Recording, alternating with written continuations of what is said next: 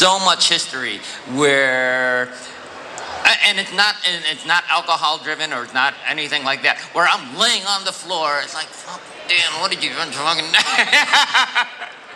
Yeah, during demos and stuff too, or just doing things, you just get knocked out.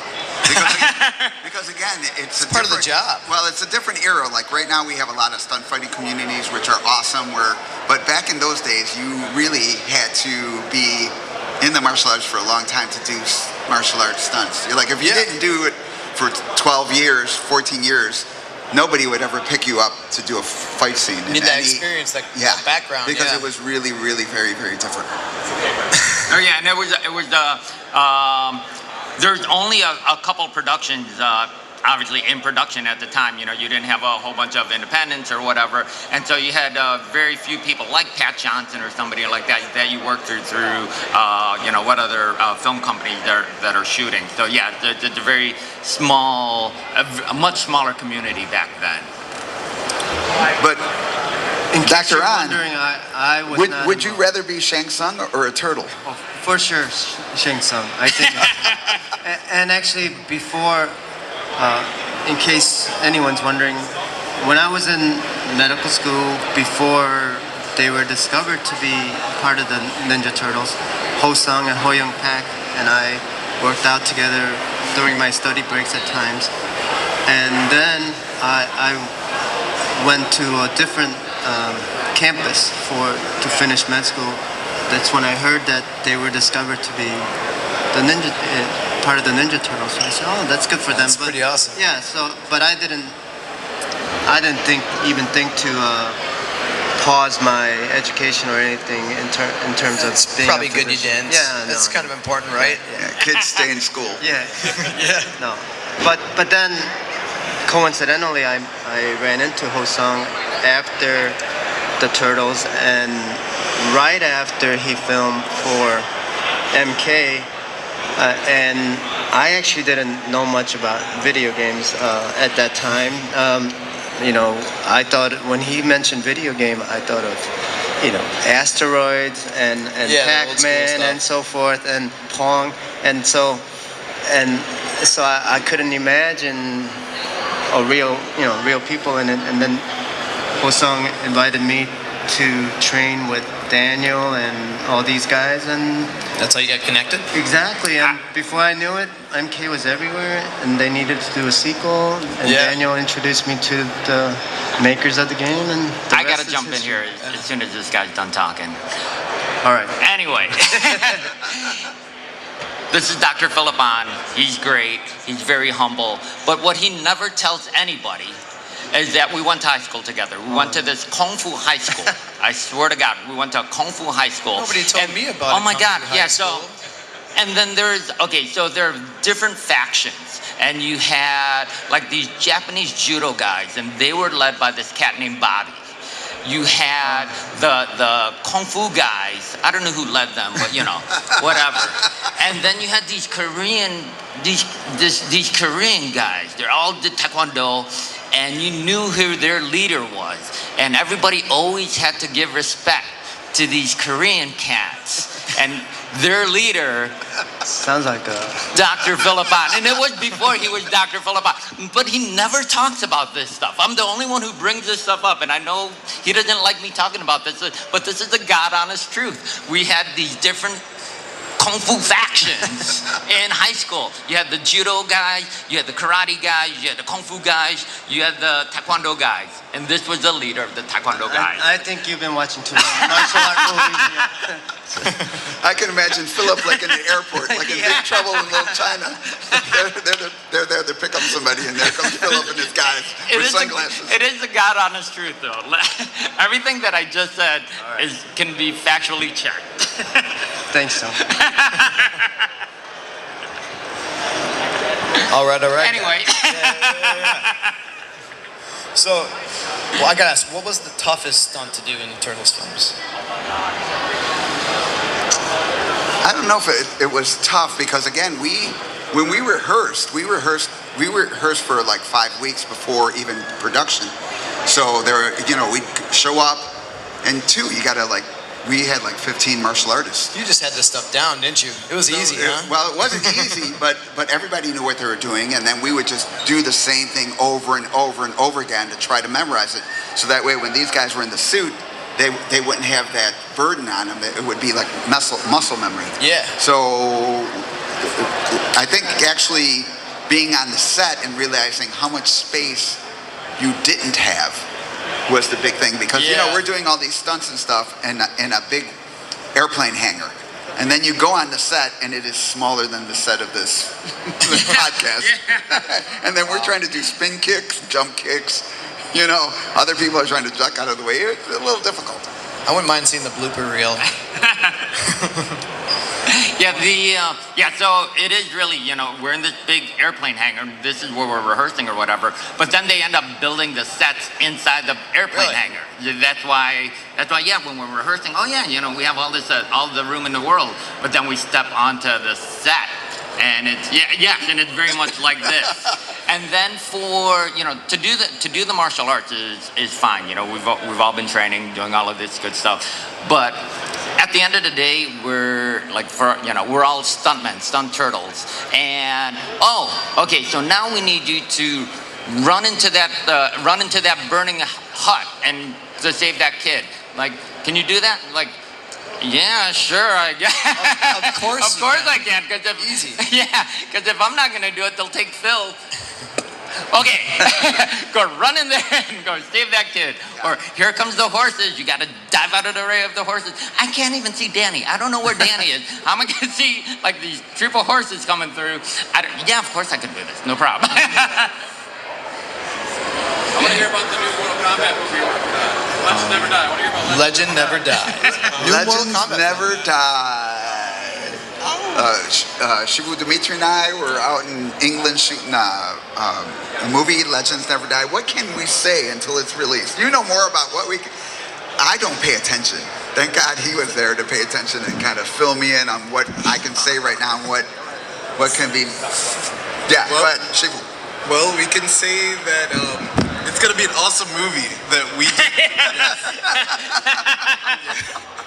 Myself and Shivu Basina did the choreography, worked long hours, and we had some really good acting scenes. Not to toot my own horn, but I was actually pretty impressed. Yeah, yeah, and again, it's the premise of that movie is it's 30 years later, and Johnny Cage is hiding out because the Black Dragons are looking for him. Been looking for him for 30 years, and then basically they find him on a horse farm in England. Yeah, basically the premise. So yeah, all of a sudden, mayhem. Yes. Yeah. Okay, Yeah, and that's then- combat. Yeah. All right, so But look for it's going to be, because it is not a licensed movie, it's going to be all free. I think if the feature is going to be an hour long, it's going to be on YouTube. Yeah, and it'll have some of, if you watch it, it will have most of the, some of the iconic characters. Unfortunately, not Kung Lao because his son was having a baby at the time, but, you know, we'll fit him in next time. congrats. Well, I guess we can say in the movie that I did actually take Kung Lao's part. So, Everyone wants to be Kung Lao. Even Shang Tsung, and he does become Kung Lao. I become it. You too. So is there a release date set, or still working on the project? I'm sorry, what? Release date. the release date it's sometime in April. We're gonna do a premiere. The plan is to do a premiere in March, but not exactly sure the actual date. You know, it's all in the editing. Like what I've learned, sorry for Balvin, but too, it has to do with this podcast too. Meaning, everybody's like, oh, I'm going to just do a podcast. And I tried to do that, and I realized that, guess what? It's friggin' so hard. Because you think you just show up and just do a podcast. Oh, I got a camera. Oh, your camera sucks. You need lighting. Well, oh, okay. I don't know how to light. Oh, look on YouTube for 5-10 days just to learn basic lighting. Then you're like, oh, my microphone sucks. Oh, now you got to edit it. And I'm like, oh my God. It's like to do an hour or even 40 minutes takes days. You guys, and two, nobody ever really sees the value of it until we had this pandemic where people are looking for entertainment. And now, who is the most valuable person besides the doctors? The entertainers, because they're stuck at home and they need to have some kind of release. You know, it's a very stressful world. It's a pandemic. It's the whole world. So without any of you guys that podcast or entertainer drawers, because I started watching people doing art, and I used to watch Tobias and my brother Carlos at my parents' kitchen table do art. But it's come such a long way that I'm just like, man, I could really just relax and just watch them draw. It is so. Anybody who does a podcast, my hat's off to you guys. Thank you. And it's always great to have you on. Is there any other topics you guys would like to go over? Yeah, I'd like to say that this Legends Never Die movie is all fiction, because I've known Danny for over 30 years, over 40 years. Danny would never hide from anyone. Okay? If you want to find him, come to the next con. Come to the next podcast. You will find this guy. He's not hiding from anyone. Listen for his laugh. That's true. He's even on TikTok. So it's loosely based on a true story. As Shiva Dimitri said, I really enjoyed it because I'm known for my martial arts, but I got to do more dramatic acting along with the martial arts, so it was really cool experience. Tell us about the books you guys have released. You guys have some books that you Then he asked me, Philip, when are you writing a book? I said, I don't have time to write a book. If anything, I'll have someone write it for me or something like that. Yeah, ghostwriter. And but a couple of days later, I ran this by my daughter, who is now 20, in college. She's going to be a future physician like me. We're very close. And she said, you should write a book. Even if it doesn't get published, I would like to read your story. And I said, okay. And so, if you guys know me, if I do something, if I have... It's on. Yeah, I have a sense of urgency to complete it. So I started journaling, and then correcting, and then I said, oh, it's too messy. So I started typing reluctantly, and then I said, oh, it's not as bad as I thought. And then I said, okay, I'll print this and see what people think. They said, it's a pretty good basis for a book. And then, so I edited it, kept editing it, and then I met my person that would be my ultimate editor at another party. Oh, wait, did you throw that? Yeah. Oh, another party, yeah. C2E2 after party. Yeah, C2E2 after party. And I asked her if she would be willing to read my book and see if it's ready for publishing. And she gave me a very honest opinion and said, no, it's not ready. But whereas everyone else seemed to say it's pretty much ready. And so she became my editor. We went through a couple months of, getting everything ready. And then finally, about 6 months from starting, we published it. On Amazon. And so you guys can Great. still... That's an accomplishment. Yes, thank you. A lot of dedication. It's called Mortal Doctor. Since then, I've written a much smaller book, Mortal Discipline. They're both on Amazon, and you could pick it up here too. He's on a roll. Go check it out, guys.